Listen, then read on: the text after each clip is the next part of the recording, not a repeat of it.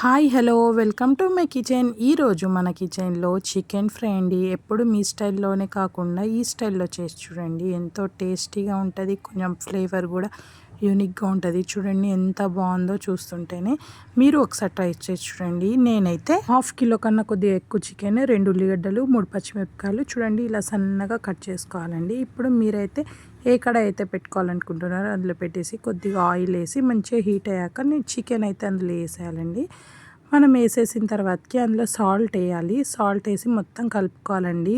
పసుపు, కారం, అల్లం వెల్లిపాయల పేస్ట్ అలాంటివి ఏమి వేయొద్దు. చూడండి మొత్తం కలిపేసి ఒక్కసారి మూత పెట్టి ఒక 15 మినిట్స్ ఉంచాలి తక్కువ ఫ్లేమ్ మీద. చూడండి అట్లా అయిపోయింది. వాటర్ అనేది ఊరుతాయి.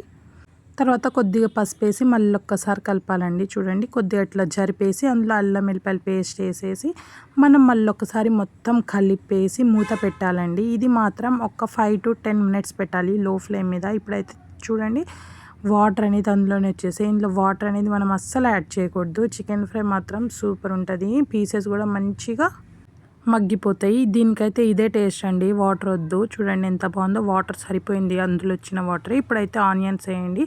ఆనియన్స్ వేస్తే కూడా కొద్దిగా వాటర్ అయితే వస్తుంది. ఇప్పుడు చూడండి మళ్ళీ ఒక్కసారి మొత్తం కలుపుకోవాలని కింద నుంచి పై వరకు.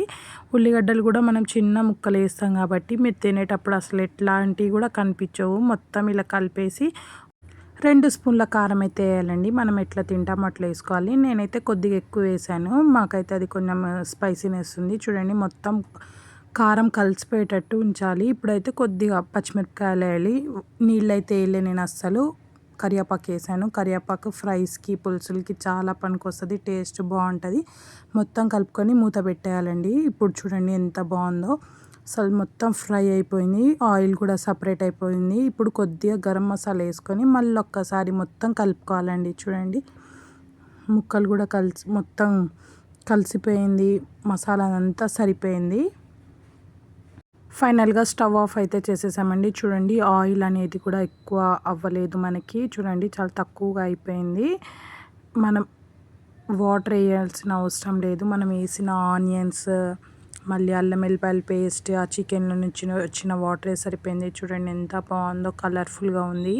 ఇది చపాతీతో కానీ రైస్తో ఏదైనా పచ్చడి కాంబినేషన్, వేడి అన్నం, చికెన్ ఫ్రై అయితే చాలా బాగుంటుంది.